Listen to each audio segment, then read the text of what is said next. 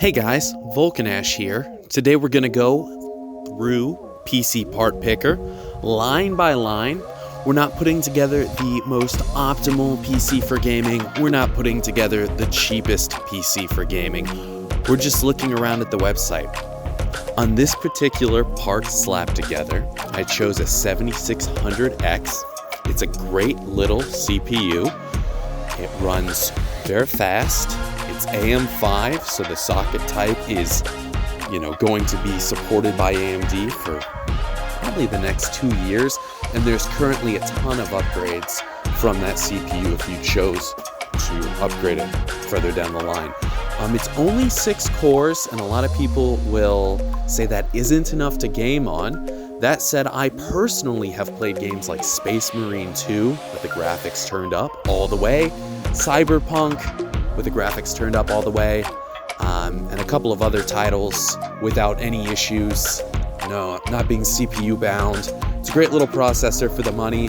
For the cooler, we went with a 320mm AIO from Thermalright.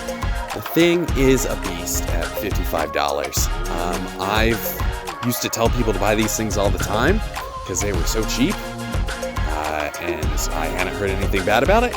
And then I decided just to buy one because I hadn't used one, and I was telling people to use them. And guess what? The thing's great. You'll notice for the board, we just go real middle of the road with a relatively plain B550 board from MSI. It's got Wi-Fi. It's got some PCIe slot lane goodness. It's just a real middle of the road board, but it's relatively inexpensive.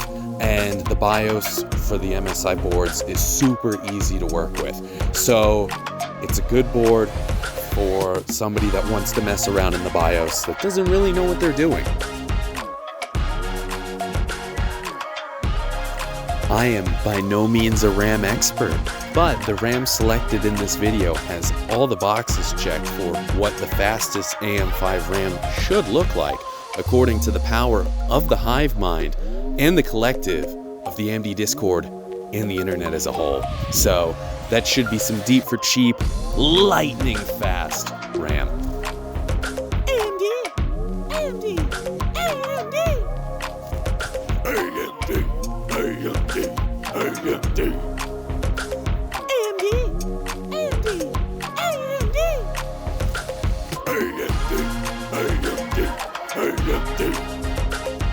For the case, I literally picked the most popular case on PCpartpicker that was less than $100. I have very little experience with cases. I run a weird old radio that's just got stuff thrown in it.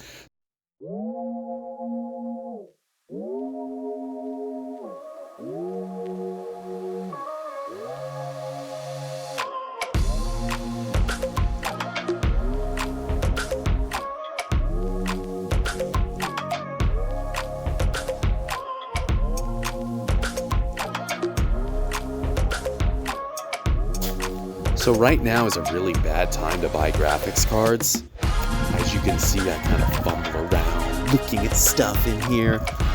Anything I would have recommended 6 months ago is pretty much a no-go because of prices. The 5090, dropped and was a bust in my mind. The 5080 is here. It's whatever. It's fine. It's an okay card if you can get one for the dollar amount, I guess.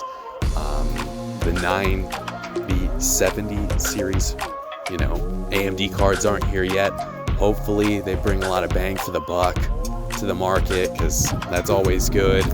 And 6 months ago, I would have told you if you were looking for a real solid card for a middle tier gaming computer, nothing god tier, but definitely upper middle, you'd go with like a 7900 XTX or a 4070 Super or above. And both of those cards were, obtainable between, real decent values, depending on if you wanted to go Team Red or Team Green. As of right now, that is not the case. The card selected is a 7900 XT from Sapphire.